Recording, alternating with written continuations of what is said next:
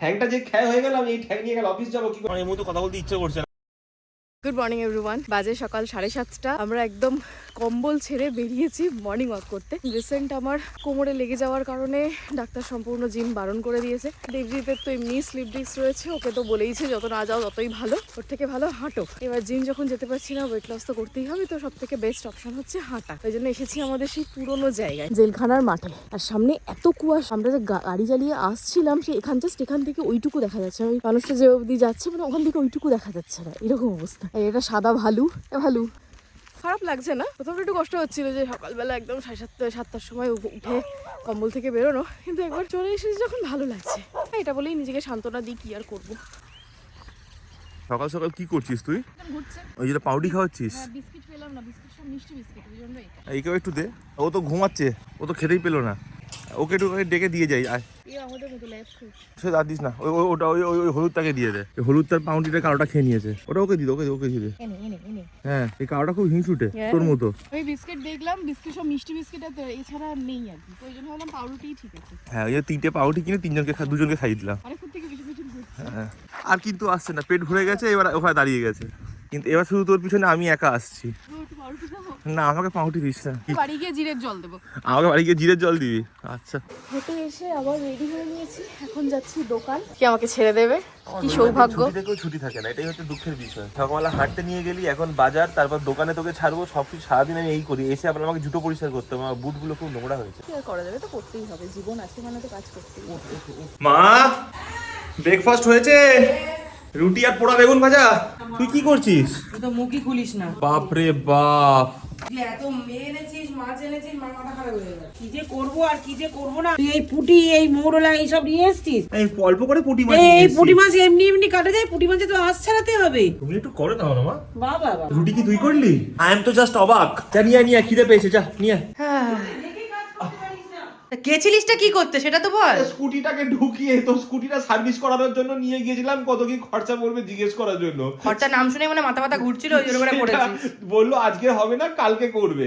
আমি সেইটা করে নিয়ে বাড়িতে স্কুটিটা ফিরলাম। সবাইকে বল আমার স্কুটির অবস্থাটা কেমন। কালকে সব পাল্টাবে। সেই অবস্থা আমি কতদিন ধরে টানছি। আমি ঠিক আছে, আমি করে দেবো, কিন্তু আমার ঠ্যাংটা যে খ্যায় হয়ে গেল, আমি এই ঠ্যাং নিয়ে গেল অফিস যাবো কি করে, আমি সেইটা ভাবছি। দাদা কিচ্ছু খেয়ে হয়নি, একটু কেটেছে, এতটাও কাটেনি, হাড়ের ভেতরে লেগেছে। ঠিক আছে, লাগুক, স্প্রে দিয়ে দেবো, ঠিক হয়ে যাবে। আবার এই এসে সুস্মিতা আবার এর উপরই চাকাবাজি শুরু করবে। হাঁটতে পারিস না, চলতে পারিস না, দেখে চলিস না, জুতো স্লিপ করছে, জুতো কিনিস না, এই করিস না। যতক্ষণ না আসছে ততক্ষণ শান্তি, এলেই এক্ষুনি বাড়িতে শুরু হয়ে যাবে কাই করে। কোথায় পড়লি? ওই কালো গেটটা আছে না ছোট গ্যারেজের বাইরে, তখন থেকে ওই কি দিয়ে বেঁধেছিস? মায়ের ওড়না দিয়ে আর আইস প্যাকটাকে বেঁধে আছে, টাইট করে বেঁধে রেখেছি। Ninja technique, Ninja. যে ক্রক্সটা পরি না, ওটা তলাটা পুরো লেভেল হয়ে গেছে, পুরো প্লেন হয়ে গেছে, ওটাকে ফেলে দেওয়ার টাইম হয়ে গেছে। তুই ফেলে দে, কোনো অসুবিধা নেই, কিন্তু ফেলিস না। ওটা টুকটাক একটু ঘরে টরে কাছে মানে আবার একটুখানি আচারটা খাবো। কে যেটা আমি কাপড় দিয়ে বেঁধেছি সেটা আমি প্যারিস প্লাস্টার করে বেঁধে রাখবো। না, ফেলেই দেবো। তুই একটা নতুন জুতো কিনে দিবি আমাকে? তুই কি আমাকে একটা নতুন জুতো কিনে দিবি? আগে সেটা বল। জুতোটা যে ফেলে দিতে বলছিস, তার বিনিময়ে একটা নতুন জুতো দিবি? দিই না কিছু। না দিবি কি না বল না, কি দিস না সেসব পরের কথা। তুই ওই পা ভেঙে বাড়িতে পড়ে থাকবি আর তোকে ধরে সমস্ত কিছু করাতে প্রত্যেক বার আমি জুতো কিনে দেবো। সিরিয়াসলি? তাহলে আজকে সন্ধ্যাবেলা জুতো কিনতে যাবো, ভেবে বল। আরে যাবো। শিওর তো?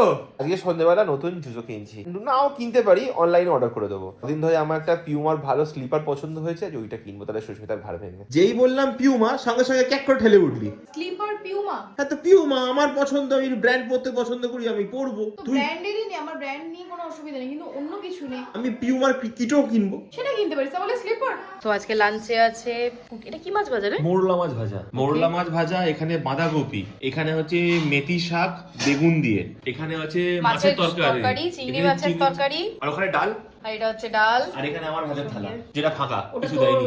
দেবেও না বেগুন ছাড়া এটা। লাঞ্চ করে উঠে তারপর স্নান টান করার পর আমরা দুজনে ঠিক করলাম একদম খুব শর্ট টাইমের মধ্যে যে গিয়ে একটু মুভি দেখে আসি। আর সন্তানটা অনেকদিনই হয়েছে রিলিজ হয়েছে, সবাইও বলছে খুব ভালো হয়েছে।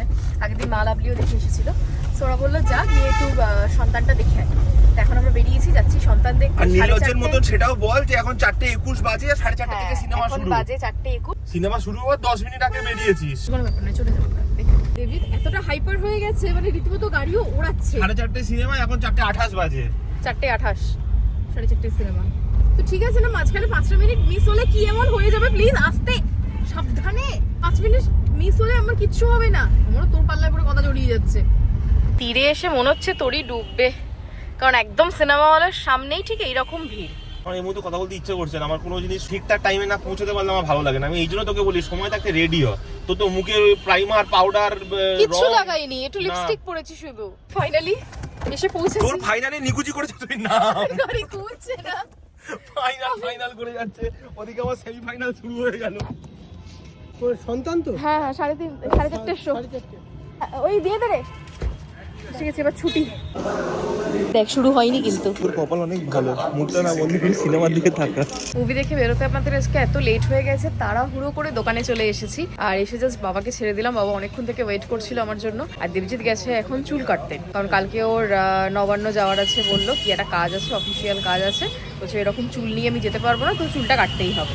সো এই জাস্ট বাড়ি ফিরলাম দোকান থেকে, এখন করব ডিনার। আজকে সম্ভবত লাভলি চিকেন টিক্কা বানিয়েছে, তাই নিচে গিয়ে আগে ডিনারটা করে নিই। লাভলি বানিয়েছে এয়ার ফ্রায়ারে চিকেন টিক্কা।